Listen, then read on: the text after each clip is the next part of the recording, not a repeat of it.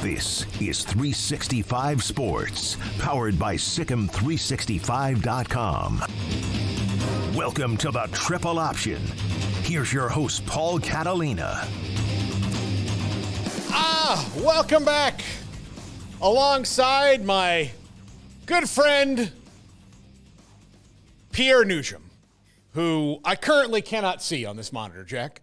Tell me I won't or will not be able to, and I'll just talk to him as long as our... Not for 1 minute. Sorry about that. So, but anyway, I was on vacation last week. I was in a place I'd never been to before and a place that Pierre was like a week before I was. It's unfortunate because we could have hung out.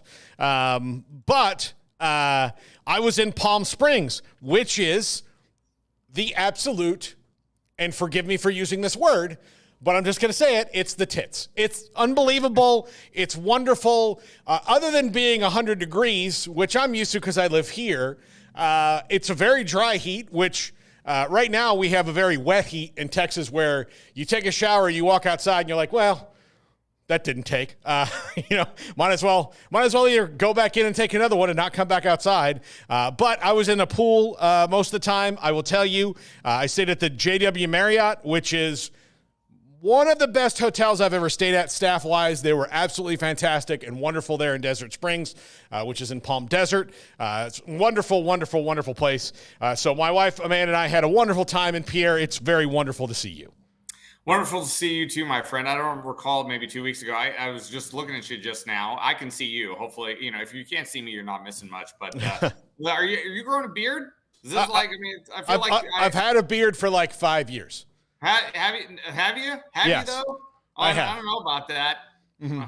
Maybe I'm just my eyes playing tricks on me. Yeah, my wife requires it, as a matter of fact. So pretty much since we've been together, I've had a beard. So I'm embarrassed for you that you didn't notice, but yes, I've had one.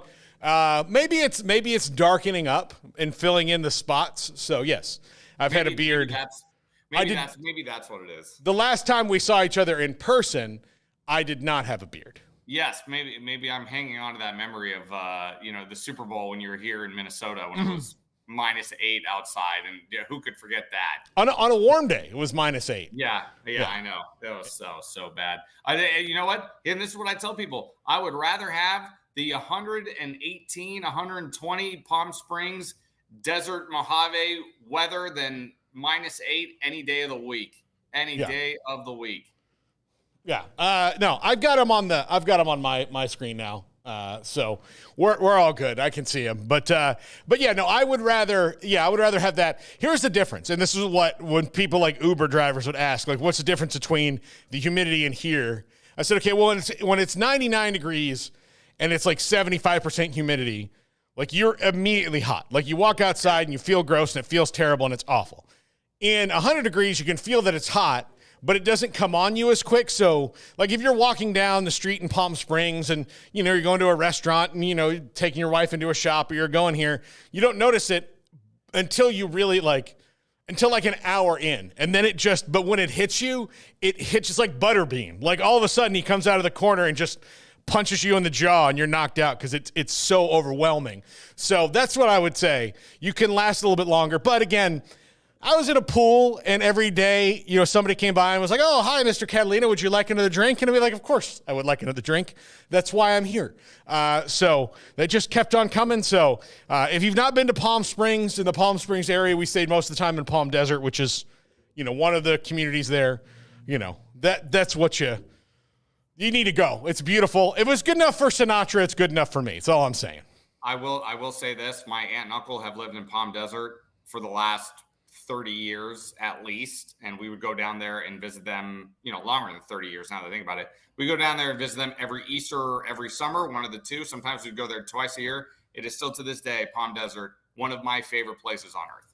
Yeah, it's wonderful. It's fantastic. Pierre, let's jump into a few things. I need to, as the College World Series final is tonight between Tennessee and Texas A&M.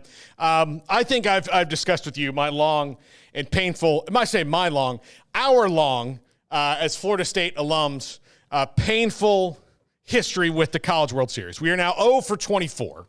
And is tragic, the things that happened there. It is a curse in sports I totally believe in, and that's not just because it's happening to me, but if you don't believe in it, I trust you can go back to what was game 2 of the entire College World Series is Tennessee, who's in the final, and Florida State, who is not. And Florida State was up and in the process of about to blow a lead, but they struck out a guy to end the game. He checked his swing, clearly went past the plate, but they appealed down to third base, and that idiot said, oh, no, he didn't swing. And then the next thing, he hits a single and 2-run score, and the game is tied. It goes to extras, where Tennessee eventually wins.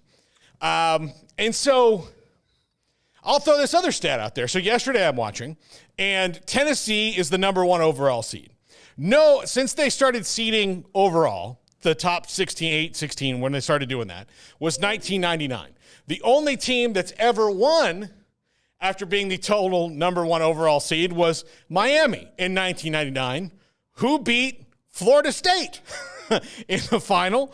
And that was the last time I believe we were in the final. Since then, we've been back several times and had varying degrees of 2 and Qs and not. But June 14th is my anniversary.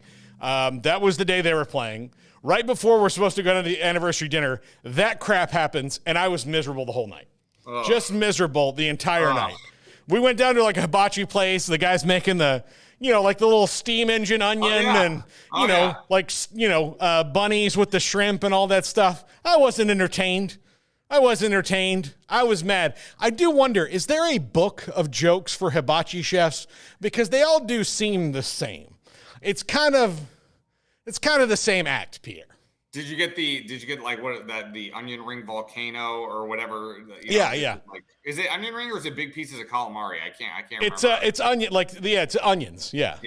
Yeah. So it's So he puts a little sake in there and lights it on fire or something like that. Yeah, it's I've done the Benihanas. I've done we've all done that from time to time, and yes, I would agree with you. It's like y'all went to the same school, didn't you? I could tell. I could tell. Yeah.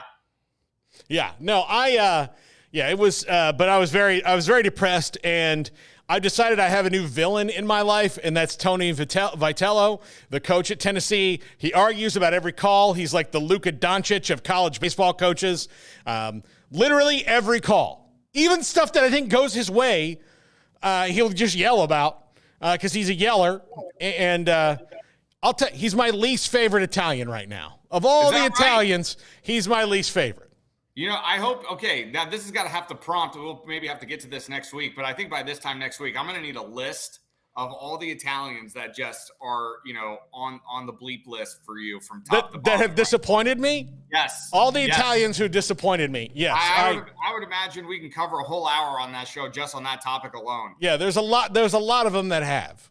Yeah. There's a lot of them that have. But yeah. So, I got a couple of Italians in my life that I think have disappointed me as well. I'd like to get in on this act. Yeah. So, I think I'll go through that. Pierre, before we get into a couple of the bigger issues, college sports-wise, are you going to be covering the draft this week? Yes, I do plan to be in attendance at the Target, or I shouldn't say at the Target Center, but Mayo Clinic Square, where Timberwolves headquarters is. I do plan to be in attendance for sure round 1, most likely as well round 2. Round 2 still up in the air, but most likely both days, yes. Yeah, I do think it's funny that they've now split up the NBA draft into 2 days. It seems utterly pointless. Yes. Yeah, the second round doesn't carry the same amount of drama or weight because a lot of these, 70% of these guys are going to end up not in the league, playing overseas, maybe it's a very minute number of guys from the second round that even make the league. There's no drama that carries into day 2 of a draft in the NBA. Do you know, like, the only drama in day 2 I can think of, or the round 2 would be like, oh, Jalen Brunson, look at that. That's kind of how it is. You get one of those guys that, Giannis, occasionally you get, a guy who is completely overlooked and, just needs to go to the right spot. But most of the time it is like for Bronny James, who's going to be the highlight of the second round. That's not going to happen until pick 55, more than likely. If Rich Paul and LeBron get their way, which they 98% of the time do, then Bronny's not going to get picked until 55th. So either there's a whole bunch of picks before that. Yeah. In round two, that was the thing. Like I was looking at round two, I'm already thinking to myself, I'm going to be watching the TV on mute because it's going to be round two is just going to be Bronny watch. And my problem with that is, even when he was healthy at USC, I'm not sure this kid is any good. Like, is this guy even an NBA talent? He might not be now. Maybe he will be later on down the road. But, the fact that we're talking about this guy just because his father is LeBron James does not mean, and it does not translate that he is going to be some kind of next level NBA superstar. Maybe he just needs time for his game to season a little bit. But round two is going to be insufferable on TV because all it's going to be is like, oh, well, how many times are they going to pan over to or to Bronny James or maybe check in or show highlights of him or do the Bronny watch, a full screen, whatever, full screen graphic, whatever they do. It's going to be insufferable. I'm not looking forward to round two just for that reason alone. Yeah, absolutely. I do have an update for later in the show of the Jell-O Shot Challenge in the College World Series. It appears that Kentucky, who wasn't in this thing very long, dominated the thing, but the top three that I thought outside of that were still the top three. So, can I tell you one quick thing from when you and I last talked? This is completely unrelated, but it's been sticking in my car ever since. The test that you put me through as a Miami Dolphins fan, the fact that I didn't name Ryan Fitzpatrick and Dante Culpepper in the quarterbacks since Dan Marino has just stayed with me for 2 full weeks. I just thought you should know that. That's what the goal is. Now, I need to, next week, I'm going to let you pick. You can pick any topic that you know about me. Okay. It doesn't even have to be sports. If you say, I know Paul knows a lot about comedians or, he knows a lot about movies or whatever, then I will ask him. You can ask me questions about the state of Florida that I lived in. I don't know, state Texas. Yeah. State history on the triple option. Yeah, you can do whatever. The point of it is to either embarrass you or show how smart you are, or to show most people that even though you know a lot about a thing, your brain can only hold so much information at a time. And as we hurtle through our 40s, Pierre, it's amazing what information stays and what doesn't. I'm trying to convince my wife that it is not neglect, like when she tells me something over and over again.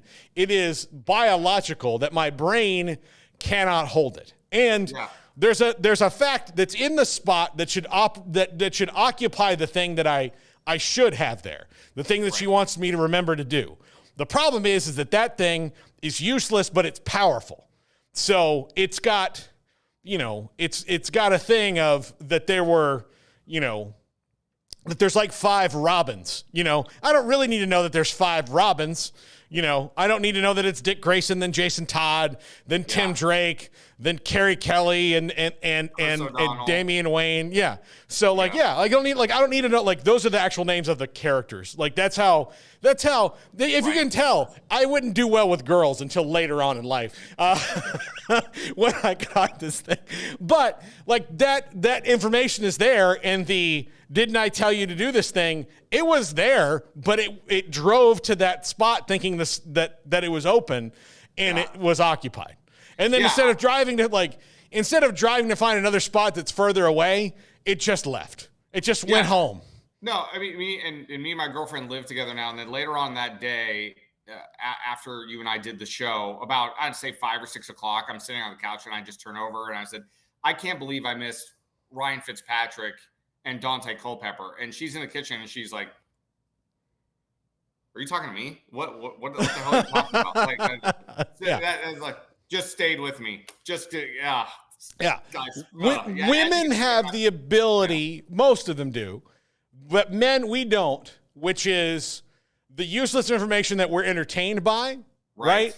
We'll leave it there and it dominates, as where the useless information they're entertained by, they can put that away. It's all in one organized space. It's got shelves and they're labeled and all this stuff.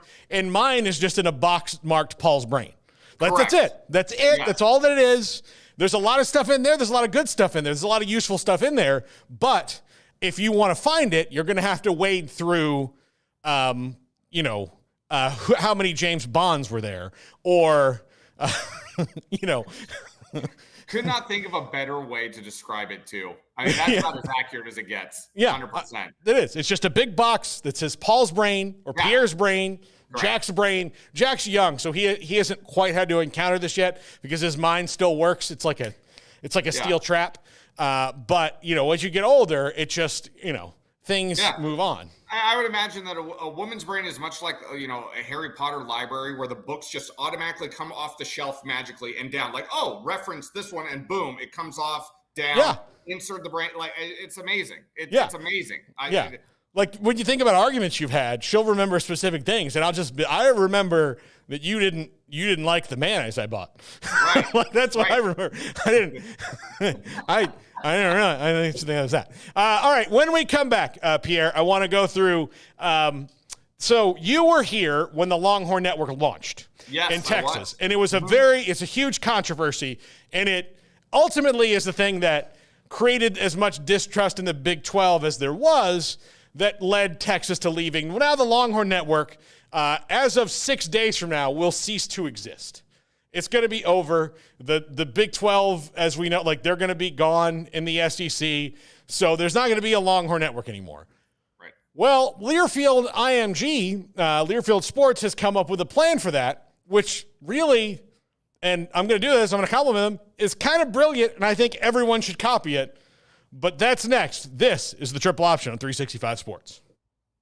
If your business is like most, you need things done quickly. But if you're still tying your critical applications together on multiple shared public networks, you've probably been feeling the slowdown. And that's no good for business. A private UPN fiber network can get you and your business moving at the speed of light. Whatever you need, we can build it. Internet, Metro Ethernet, Waves, dark fiber. We deliver custom private networks and are focused on business customers only. Our next generation 100% fiber optic infrastructure offers you low latency and ultra scalable bandwidth with speeds up to 100 gigabit to run your critical applications. Your connection won't be limiting your performance anymore. It's diverse and scalable, so it can grow and change as your business grows and changes. And with a secure carrier-grade private network, you'll have all the reliability you need. Contact UPN today to learn more. Fast just got faster.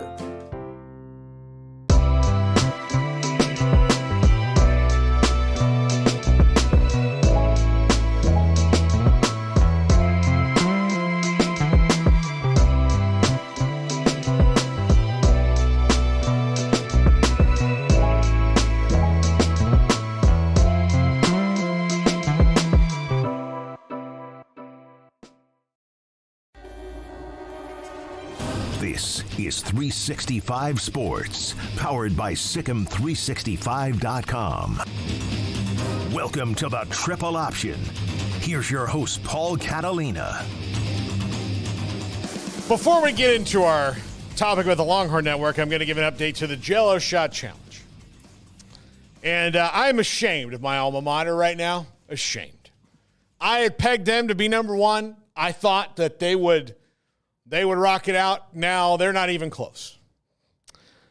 With a commanding lead going into tonight's final, Tennessee has 32,573 shots purchased.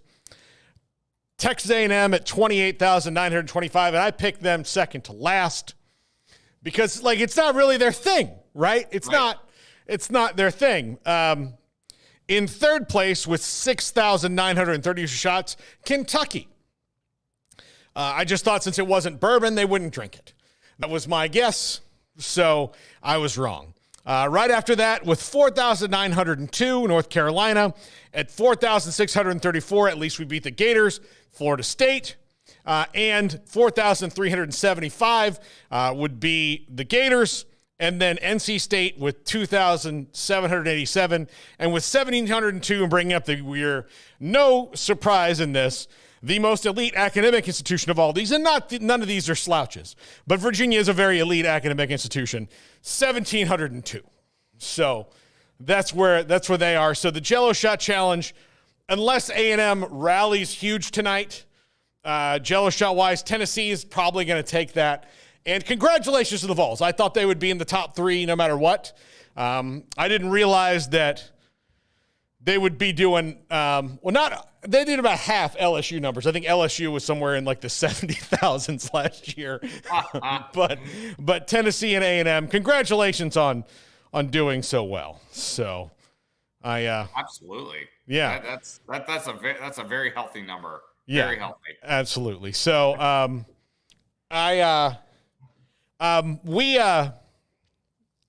oh wow, look, you just sent me a tweet here, Pierre. I sure did. Yeah, been breaking news. Yeah. Okay. Wow.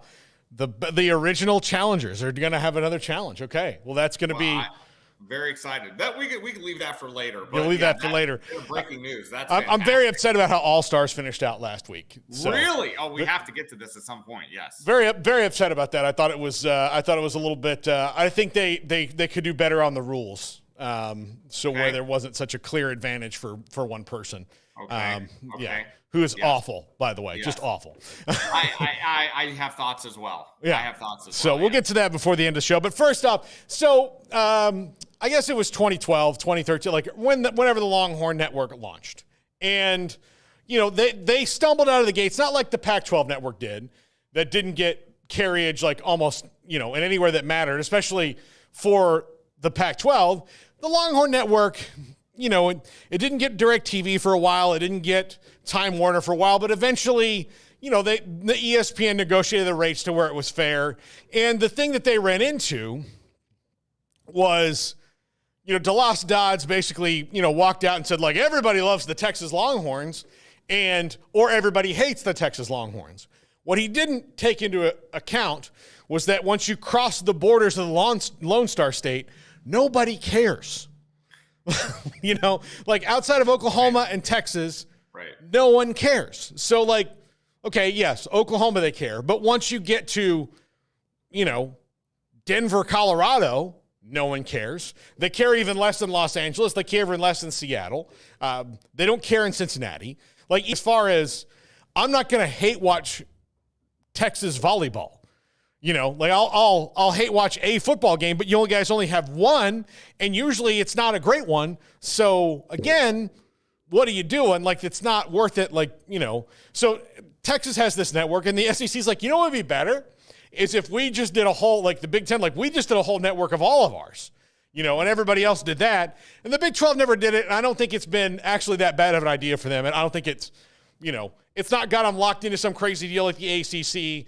The SEC network is its own thing. The Big Ten network is its own thing. And the Pac-12 network was a disaster because the way that they decided to execute it was terrible. Yes. But the Longhorn Network lives somewhere in the middle of, it was there. It wasn't an abject failure, but it wasn't a success. It's niche. Yeah. It's niche, basically. Yeah.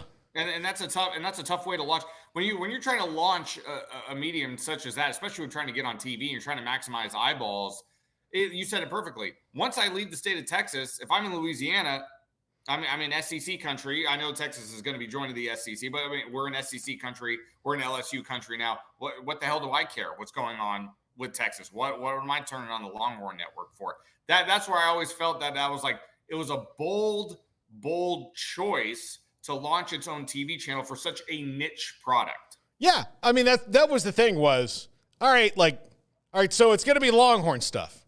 Well, what else? Sometimes we'll put on Friday Night Lights. Like, wow. But like, I can get that other places. Like, yeah, but like on the Longhorn Network, it'll have a bug in the corner that's Texas-y. You're like, that doesn't really matter. I wish they wouldn't put the bug in the corner anyway. I just would rather watch the show unencumbered. And so, it came and went. Like, obviously, it wasn't successful enough where the SEC was like, well, now we're getting this channel too. They're like, no, it goes away. And Texas was all too happy to be like, yeah, sure. We'll take the more money from you guys. It's all going to work out in the end. It's great. No. We need you. So that's why we're coming here.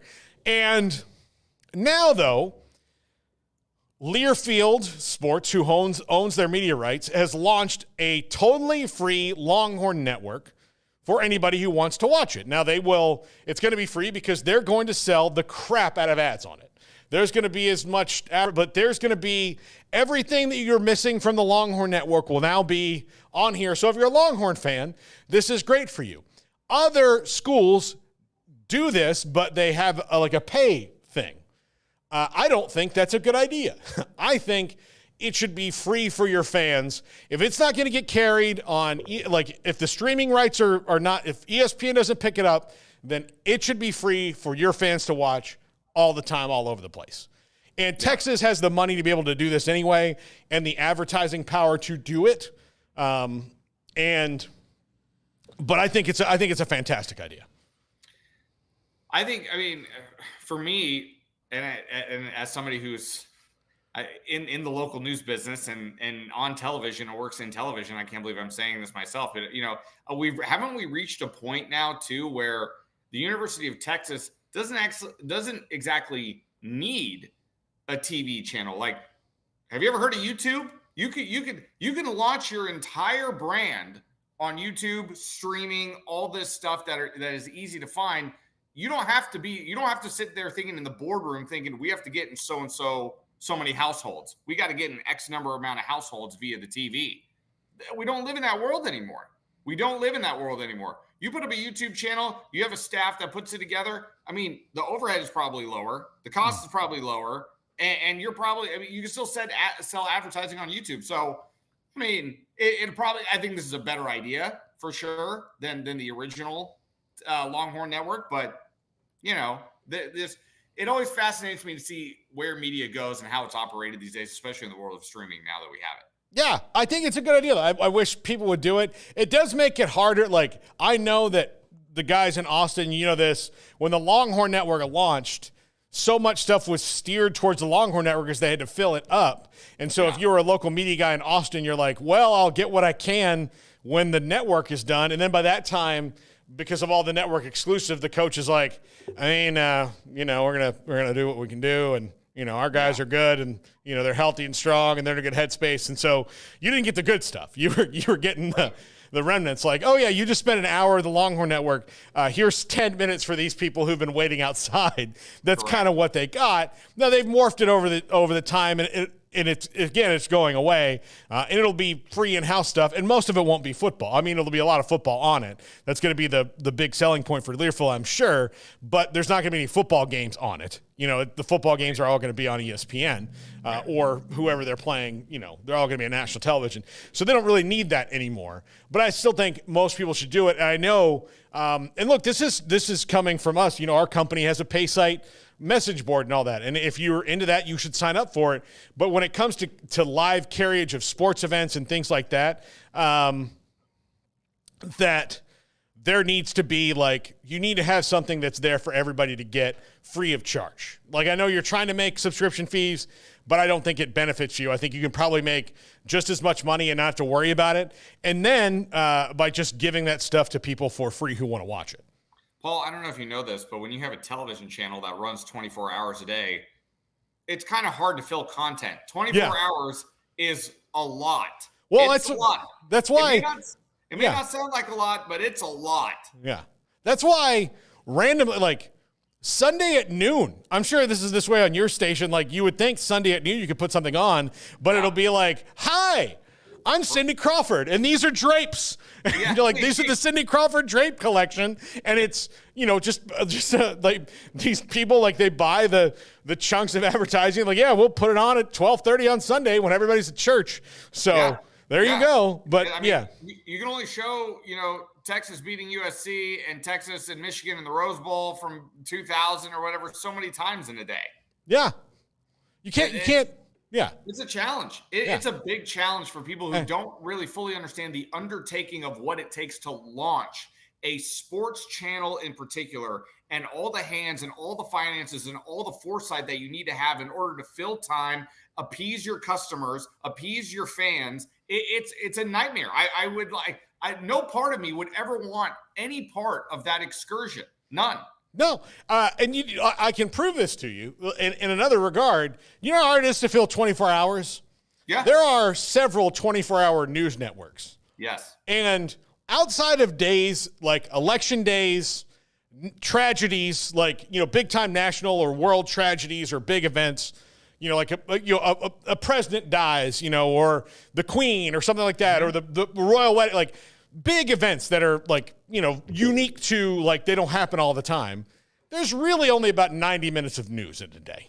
Correct. On a busy day. Like on a busy day, it's about 90 minutes. Yeah. It's just a normal busy day of, this is going on in this part of the world. This is going on here. Here's a big story we're following. This is what's going on. There's 90 minutes. Most of it is about 20 minutes that's now stretched out over 24 hours, which is why no matter which side of the political spectrum you fall on, it's just numbskulls yelling into a camera, speculating about things that'll happen. None of them have happened or may not happen, or they will, but you're just, throwing things against the wall. So again, when you're trying to do sports, like even specifically, you can't do that for 24 hours a day. Look, ESPN knows this. They've got sports shouting on 4 different shows, and none of them are good. None of them are good. No. If you just had one show of sports shouting, that would be the sports shouting show. And then you could do other shows that are different, but they used to just show SportsCenter all day, and that was probably their easiest thing because they could record one, run it through, and then if something changed, like, hey, Brett Favre sprained his ankle, we don't know if he's going to play, and then 2 hours later, it's like, he's going to play, you're like, oh, hey, breaking news, Brett Favre's going to play. And all I have to do is that segment. It was easy, it was cheap, and now they have to do all this other stuff to fill time, which it's all pretty mediocre at best. And to piggyback off that too, for those of you that are watching us right now, I hate to burst your bubble a little bit too. You probably already know this by now, but so much of reality TV is scripted because if you think to yourself, just think of your own life in a 24-hour span. What has happened in a 24-hour time period in a day of your life? Something that was interesting. If you tallied up the amount of time, the actual amount of time of something interesting happened to you in the course of your day, it would probably come to around, I'd say anywhere in between 45 minutes to 90 minutes at most, and try to put that on TV. That's what it's like. Nothing really happens of note throughout the course of your day. That's like how it is. That's how hard these things are. No, it's maddening. And I'll tell you, it's even bad. I know that's probably why magazines have gone mostly away because you get everything on the internet. But did you ever pick up a People magazine when you're at the dentist's office and read through it? And the first 15 pages are either here is somebody arriving at the premiere for their own movie, or their friend's movie, or just with their boobs out at that movie so that they might get noticed and be in the next movie. Or it's Ben Affleck at a Starbucks and it's stars that are just like us. And you're like, who gives a crap about Ben Affleck at a Starbucks? Correct. His life is seemingly more interesting than most of ours. But even then it's 1 extra minute a day of more interesting. All right, that's he had a better conference call because he was, making a $20 million movie deal than we did. But he got up and he showered and he brushed his teeth and he went and got some coffee. And then, if he didn't have to work that day, he probably just sat around and watched baseball.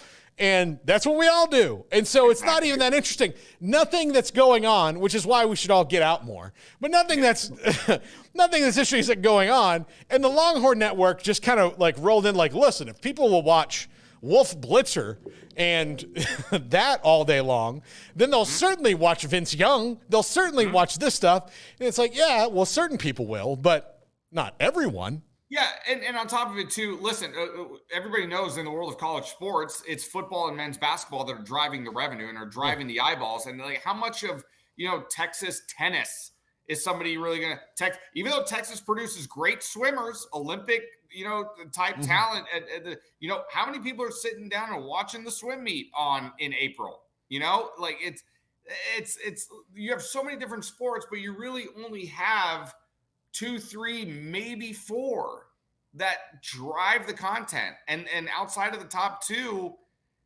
how many eyeballs are you really getting? How many people are sitting on their couches at 5 o'clock to watch Texas softball play in a doubleheader? I don't know. Yeah. I that's the thing is you've got to take advantage of the variety of a conference. Yeah, that's what makes it interesting. Right. And so that's why the SEC network and things like this are better because in football season, they're going to have more football than just the one team. And then in the other seasons, basketball, they're going to have a lot more. And then, when you get into baseball and all that, it's not just one team playing baseball over and over again. If you're going to get the casuals, it's going to be, all right, well, this was great. Texas versus OU was a fantastic game. But look, A&M and LSU are playing next week at the same time. I'm going to watch that one too because the league is really good. So that's what you have to do. So when we come back, Lane Kiffin is an idea man. And we're going to dive into this idea. And it's not a new idea, but it is an idea that coaches will all kind of be behind when it comes to how do you rein in the chaos of college football. This is 365 Sports. If your business is like most, you need things done quickly. But if you're still tying your critical applications together on multiple shared public networks, you've probably been feeling the slowdown. And that's no good for business. A private UPN fiber network can get you and your business moving at the speed of light. Whatever you need, we can build it. Internet, Metro Ethernet, Waves, dark fiber. We deliver custom private networks and are focused on business customers only. Our next generation 100% fiber optic infrastructure offers you low latency and ultra scalable bandwidth with speeds up to 100 gigabit to run your critical applications. Your connection won't be limiting your performance anymore. It's diverse and scalable, so it can grow and change as your business grows and changes. And with a secure carrier-grade private network, you'll have all the reliability you need. Contact UPN today to learn more. Fast just got faster.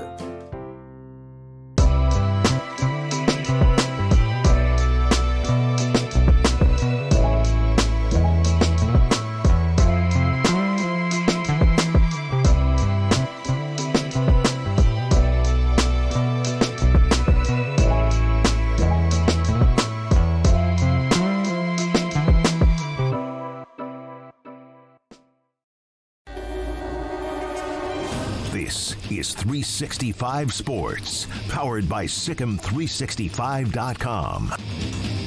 Welcome to the Triple Option. Here's your host, Paul Catalina. Welcome back.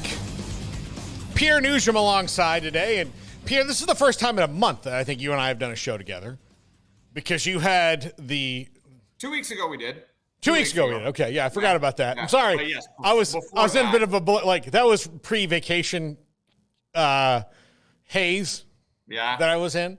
And then you're right. Yeah, you're right. Believe me, I drank away all the memories of what happened the week before I left. I mean, day one. Oh man, yeah. I think I did a couple of shows, but it was only like half of them, so it combined to like one show because I had flights to catch and stuff like that.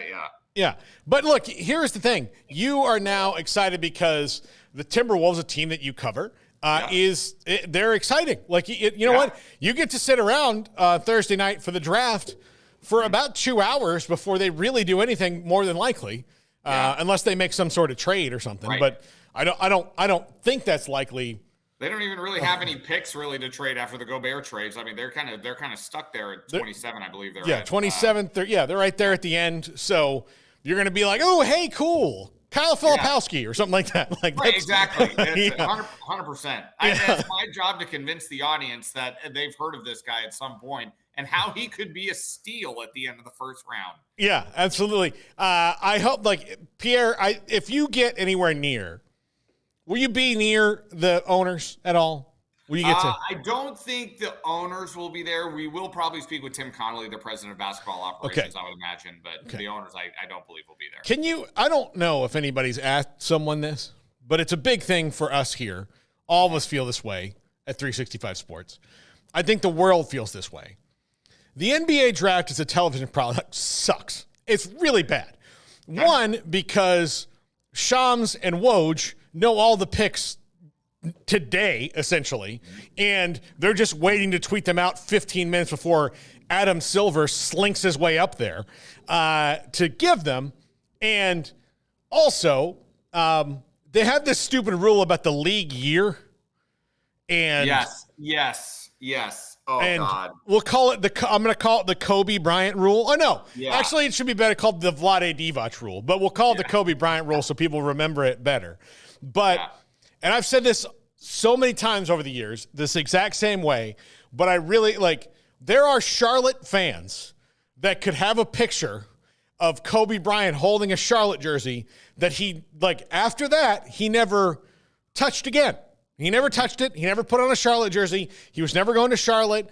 Now they don't even really do that as much, so they kind of just bring him up on stage and shake Adam Silver's hand, and then they put the hat on, and then, so you'll see, someone in a Nuggets hat that's never going to be a Nugget. Right. They can't, but they don't say that. The NFL does it because I guess their league year has started because they figured this out.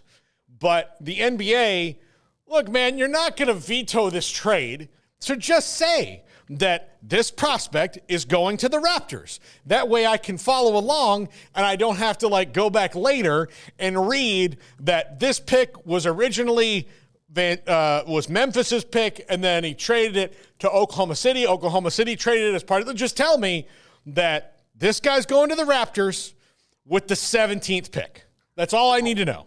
I'm so glad that you brought this up because over the last handful of trades, drafts, I should say, especially here in Minnesota, I cannot tell you. I can think of at least 3 instances over the last 4 years where we at the end of the night on draft night, when Tim Connolly or whoever, or if it was Gerson Rosas at the time, a couple of years ago as well, would come out and talk about the draft and the guys they drafted. They could not talk about them. They couldn't talk about them. They couldn't mention them by name. You have to ask some weird circular roundabout way of asking a question to kind of get an answer that relates to the guy that they picked. It's infuriating for members of the media. This is so infuriating because we have to wait until probably July 3rd or whenever the new league year starts. And then you get the email from the PR staff saying, oh, the Timberwolves have acquired the draft rights to Donovan Clingan. When you already know that, you knew that a week ago, but it can't be announced. It's infuriating. It's absolutely infuriating. Yeah. I'm just ask him. Say can you make a push so that this can be less confusing for all of us? Tim Conley he would be the guy to ask too. He's a great dude. Yeah. You'd be like, listen, we all know you have Kyle Filipowski. We know it. He's going to be here in 4 days. Yeah. All right? Yes. And we're all going to be here going, hey, Kyle, how's it feel to be a Timberwolf? And he's going to be like, oh, it's great. And then somebody's going to be like, oh, did you really think you were going to Charlotte? And he's going to be like, no, I wasn't going to Charlotte. Dumb question, idiot. Yeah. And then you're going to move on. The press conference is going to stall. Everyone's going to look bad as opposed to, hey, Tim, you got Kyle Filipowski. He's 6'10". He's a great shooter. He's kind of a dick. Right. Do you like these things about him? And then he'll be like, oh, yeah, he really fits in well. We think he's going to help out, spell Rudy a little bit. And you think you can learn from Rudy. And, Anthony's really fired up that we got him. And he told me as soon as we drafted him, oh, this is great. This is the guy I wanted all along.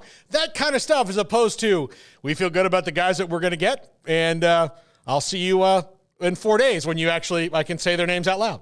Right. And then immediately after the press conference is over, we talked to the members of the PR staff and they were like, yeah, we'll let you know when we have the press conference for Kyle Filipowski. Yeah, it'll be coming up soon. We'll let you guys know. Yeah. Now, I really do hope that Kyle Filipowski is the guy because it's going to make the two of us look amazing.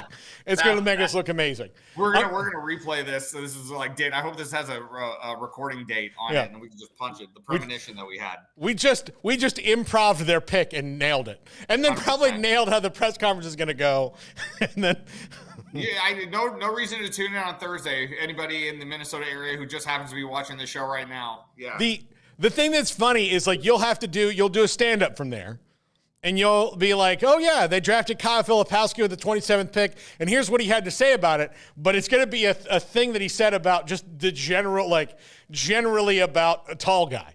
That's all it is. All it is. Right. Yeah. It's exactly like that. Yeah. It is exactly like that. We like what we did tonight. We had some chances. You kind of have to hope that they make, and even if they make a trade, they can't talk about the trade. No, they can't. Can't. If they trade Mike Conley or something like that, you're gonna have to be like, so you traded Mike Conley, and they're like, did we though? Did we? Yeah. Suddenly, I I'm the idiot for bringing it up. How dare I? Yeah. I think we did. Wink, wink. It's just so dumb. It's so dumb. Awful. It's so bad. Yeah. So let's go to Lane Kiffin idea, man, before you and I have to talk about a reality television show. Yeah. But he has proposed that, and he's been in the NFL for a very short amount of time before Al Davis fired him. By the way, Mark Davis's house that's in Palm Desert was right in my view, right off it's on the property of the JW Marriott, the Desert Springs. It's right there. I like to tell people that whenever I go to a strip steak at Mandalay Bay, me and Mark Davis like to dine together. That's why I tell people. He was just a couple tables down from me, and his hair looked great. It just looked great. So we were at the Mandalay Bay for the Super Bowl. That's where that's right. Yes. Right. Here's the thing. I'm gonna do a bit right now, and you just grade it for me. Okay. Mandalay Bay has the Michael Jackson hologram show. They have the Michael Jackson experience, right? Okay. So, Yes. So I went to it. It's very realistic. I mean, every era of Michael Jackson they cover, Thriller, Bad, like all that stuff is amazing. Here's how realistic it is, Pierre. Right before the intermission, the hologram goes down into the crowd and picks out a young boy and ruins his life. Yes. And here, just like the real Michael Jackson story, we all pretend it didn't happen, and his parents make out like a bandit. I mean, you can't find a better ticket on the strip. Yeah. So how is that as a bit? Grade my bit. Oh yeah, I opened with it a couple weeks ago, and it was like a 50-50. People were kind of uncomfortable with it. Listen. I was like, the moment you opened with it, I was like, I think I know where this is going. I would give it a solid 7. A 7? Okay. It's okay. Not an opener. Yeah. Maybe a middler. I opened with it. I would definitely middler. It's a middler. Sure. I opened with it a couple weeks ago. It needs a little work. Yeah, these things can be tweaked. You put the film back on, see what you did, just tweak it for the next time. Exactly. But Lane Kiffin, idea man, who's going to follow up this joke now that I just did. Lane Kiffin says, look, if we're going to make it like the NFL, then let's make it like the NFL. He said, what if during the NFL season, there were 2 different periods where you could just leave? Like you could just leave because you don't want to be on the Bills anymore. Like it would be chaos, and it's chaos right now. And this is not something that hasn't been said, but it's the first time I think I've heard it from a coach of the stature of Lane Kiffin. The way he said it, I thought was impressive. It's like, look, the system that's out there now benefits me and Ole Miss maybe more than most. Like we're benefiting from this like crazy, but I don't really want to keep doing this, mostly because it's probably really hard for them to like every second be like, oh, hey, look, who's in the transfer portal? Call him. And do that. Like being the self-proclaimed portal king is hard to do. So I like the idea of coaches coming out and saying, listen, let's just do contracts with these guys. Whatever you want to do, work this out. Let's do contracts with these guys so that we can recruit them. There can still be outs for the transfer portal, but there's bargaining and rule, like all these things you have to do. Like basically he was like, look, I don't really care what the details are of them simplifying this, but this was what it needs to be. Because if we're going to be a professional sport now, which you are, if you're going to start paying people, then you need to treat them like professionals and make them learn that and not like, oh, well, I'm not playing. I'm going to leave. Okay, well, we can still give you outs to leave, but there's going to be contractual repercussions, so to speak. Yeah, no, I mean, it makes perfect sense to me. And listen, it feels like every single week when we talk about this sort of thing, there's a new wrinkle to what could be ahead for college sports in the future. And I mean, it makes too much sense. It makes too much sense for them to be, contractually obligated. I would think that somebody of Lane Kiffin's stature, who we've heard how many quotable things have we heard from Lane Kiffin over the years. But this makes a lot of sense to me. I'm actually in favor of this. I think it makes a lot of sense for the athletes and the schools together. Yeah, I agree. I think it makes a ton of sense, and they should do it. I wish they just to simplify things. Like it's hard. Like believe me, doing college football and college basketball like heavy podcasts, like it's annoying for us. Like not that I can really complain about it, but. You know how it like, look, you cover Minnesota, and you went to spring and you're like, well, I don't know all these guys. And, I've heard this new quarterback's supposed to be good and all that, but you don't know anything about, like, you have no rapport. You have to read, like, it's hard enough, like, for college kids, you establish a rapport over a couple years where you go out there and you're like, oh, okay, I know this guy. He's fun. He can put me at ease if I'm nervous. Like, he knows how to do that. And then, like, all of a sudden we have to do this whole relationship again. And you just hope that they're like, that they get it, or, and it's like you're moving to a new city every grade from K through 8. You just gotta, it's tough. It's tough. Yeah, you bring up a good point from a media perspective and a media standpoint. Yeah, absolutely. There's no question. Okay, there's 2 things I want to get to before the end of the show. One is our reality thing. Another thing is this is something I saw. I sent to Jack earlier. This is a report of the 10 best and 10 worst towns for recent college graduates, and I want you to look. I'll tell you what the number, like, in the top of the bottom 10 is Baton Rouge, Louisiana. And okay. I didn't go through the whole list, but all the ones at the top 10, for the most part, are not college towns. Now, there's colleges in those towns, but they're not like that. Baton Rouge is 2 things. What's the list again? Is the top 10 best and worst, like the top 10 and bottom 10 best places for college graduates. Like, Minneapolis is a great place for recent college graduates. Okay. Like, so if you're recently graduated from college, going to Minneapolis is a good city to go to. Yeah. It's affordable. It's lots of job options, and there's nightlife. There's things for young people. Sure. It's good. But the worst one of the 10th worst one of the worst ones was Baton Rouge. And a couple of these other towns on the list fit into that. But Minneapolis is number 1. Denver's number 2. Seattle's number 3. Now number 4 is Columbus, Ohio. So that maybe kind of knocks this theory out.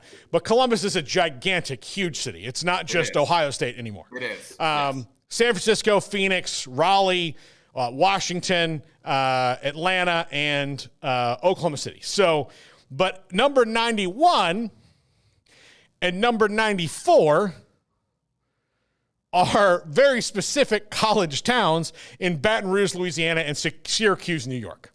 Those are 2 on there. And I would venture to guess, because I haven't seen the whole list of 100, but if you go towards the bottom, most of them are going to be like Baton Rouge. I guarantee you Gainesville's not a great town. Or Tallahassee or Athens. Eugene, Oregon. Like no. Yeah.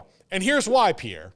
When you're 23 and you just graduated college and you still have a bunch of 22 and 21-year-old friends, and you're trying to do your job, and still, like, it's a cool time in your life because you kind of walk in both worlds. Yeah. But it's terrible for you. It's terrible for you. The towns are set, like, Tallahassee's not set up for you to live there your whole life unless you, like, work at the university or work in politics. Correct. It's not set up for that. Same with Baton Rouge. Same with a lot of these places. Same with Syracuse. Like, it's just, unless you're going to work at the university, it's probably not set up for you to live there your whole life. Right. So it's set up for you to graduate and say, peace out, and then leave. Like, that's what's supposed to set up. That's their whole thing. Baton Rouge, I cannot imagine a harder place to stop partying like a college kid than Baton Rouge, Louisiana. Yeah, it's like when you get your first job as a teenager. I mean, you're not technically meant to work at McDonald's your whole life. The first 2 years of it or whatever, you meet some people on the job. You're all kind of like, you have the job together, for the first time in a while, and it's fun for a couple of years. But then when you turn 21, you're like, why do I still have this job? Yeah. Exactly. Why do I still have this job? And I'll tell you, for any young college kids watching this and thinking, that'll never be me, I'll just tell you, it's all of us at some point in our life where you try to walk in both worlds and then eventually you have to just go. But the saddest thing is when you go back to your college and, like, go to a game like 10, 15, 20 years later, you will, and I promise you this, you will run into somebody you went to college with that you haven't seen or heard from in a long time. But you'll be at a restaurant and you'll run into them and they're like, hey, man, how's it going? And you're like, oh, it's great. I live in Texas now. And then it's like, oh, what do you do? Like, oh, I work here. And you're like, what? It almost feels like the Seinfeld episode where Jerry runs into that guy outside of the Kenny Rogers roaster. Yeah, exactly. Yeah. You're like, we're here. Like, didn't you work here when we were in school? Like, yeah. Are you like the manager or anything now? Like, no. No, I just get the shifts I want. Yeah. Oh, yeah. It's great. You know, I got a daughter. And you're like, oh, you married? No. Her mom was a bartender here in 2005. Yeah, remember that night we all went out? You know, like, Yeah. That one? Yeah. Okay. Yeah. All right. Well, Yeah. I hope you're happy, man. Like, good for you. You know. Sweet. Sure. Yeah. I medium rare on the steak, and I'll do the potatoes. So, yeah. So, Pierre. Yes. We are both fans of the challenge. Huge fan. And we'll start off with, I'm not thrilled how the challenge All-Stars went down last week. Okay, please explain to me why. I would love to know why. So the star thing, Yeah. I liked going in. I didn't like that people could just give their stars. Like, you know, it was kind of about alliances, and Yes. Laurel, who's like the worst person of all of them, somehow everybody gave their stars to Laurel, and then Yep. she was able to win, and she was like terrible to half the house the whole time. Right. So I wasn't a fan of, look, she's very good. She didn't really need them. Oh, she's a machine. Yeah, she didn't really need them, you know. Yeah. I would have rather it been a little bit more even to see, like, you know. But it was close enough. Yeah, my issue, and I think my issue with it's like, I don't like this over like there seems to be like a cloud that has hovered over this show the last few years in terms of like the obvious social game. Like that's not really, it's part of the game, but it's not part of the game. Like I don't need somebody to have friends in the game. Just because you made good relationships with people, that shouldn't matter one way or the other. Like that's not what this show is about. People fight, people hook up, people are friends on the show, great. But that in the end doesn't, how much the hooking up really is the one where that comes into play. It's like, well, I kind of want to keep this person around because, you know, they're fun. They're a fun time when I go to bed at night. You know, that's, I understand that. But in terms of like, oh, just because I had quote unquote more friends than you in the game this season, that's going to help me out. That's dumb. Like, I don't like that part at all. I will say Laurel is an absolute machine. What I didn't like at the end after she won was when Cara Maria came up behind her in second place. Suddenly she's like, yeah, Cara, top 2. Like, I'm proud of you, stuff like that. I was like, you just said bleep you to her the day before when she tried to put you at a disadvantage, and you were on her all season long for being for calling it like it is with your relationship with Nicole, which came to light and truth after the season, by the way. But you're like, yeah, Cara. I was like, I found that to be so disingenuous, and it's just, it left a little bit of a bitter taste in my mouth. I just didn't like it. You know, and of course it's just someone I didn't want to win. Yeah, understandable. Like I was more rooting for, not that I would say that I consider myself a Cara Maria fan by you know, but I found myself wanting to see her beat Laurel at the end. I definitely did. And I will say this All-Stars 4 season, I think the All-Stars spinoffs, I thought have all been terrific. This is what the show used to be. This is what the show kind of really encapsulates, I think, the All-Stars. However, I will say this, like I mentioned, breaking news, with season 40 of the challenge coming up, you have to go find the photos of the cast. This cast is loaded, Paul. It looks like the challenge battle of the eras. You should see this cast list. This could be the greatest of all time. Hey, look, you've got the old people, which is like CT and Mark and Darrell, Rachel, like the OGs back there. You've got Bananas in that next era there, and his crew. I guess Cara Maria is in that one. Laura's in that one as well. Yeah. You know, the following one is Jordan and Naya and Jenny West, and then the one after that has some heavy hitters in there. If you're not a fan of this show, you should just start with this upcoming season in August. It is going to be an all-timer. Yeah, absolutely. It's going to be great. I can't wait for us to break it down. We should do like a companion podcast just alone for the reality shows, like Paul and Pierre's reality, like Amazing Race, Big Brother. Count me in. Yeah, we'll do it. I'm in. That sounds like a great show to me. Yeah, because then eventually maybe they put us on the Amazing Race, where we would like you and I would dominate. Dominate. Like, the only thing that's going to trip us up is that they're going to give us like one thing where it's like, you guys have to knit this big rug. And we'll be like, oh, crap. Yeah. There are going to be times maybe we get tripped. The one exercise I'm doing before Amazing Race, like I said, of all the Stairmaster, because you're going to get to Europe and all it is stone steps and stairs everywhere. And it is a pain in the rear end. Dude, gotta do Stairmaster. Like at least 1 hour a day of Stairmaster. At least 1 hour a day of Stairmaster up to like, and you got to get to the level of where the stairs, like where the machine hardly moves. Yeah. You know that one? And the one, like you need to do not only you start out on the one that's just the regular Stairmaster, and then you have to go to the one that's like the rotating. Have you seen that one? Yes. Yeah, the one that you could easily fall off at any given point. That's got danger to it. You got to imagine trying to climb the steps up to the Jesus statue in Sao Paulo. Like that's what you got to do. That's what you got to do. That's what I'll do. I'll just get a little like Christ the Redeemer, like plastic statue and put it on the thing.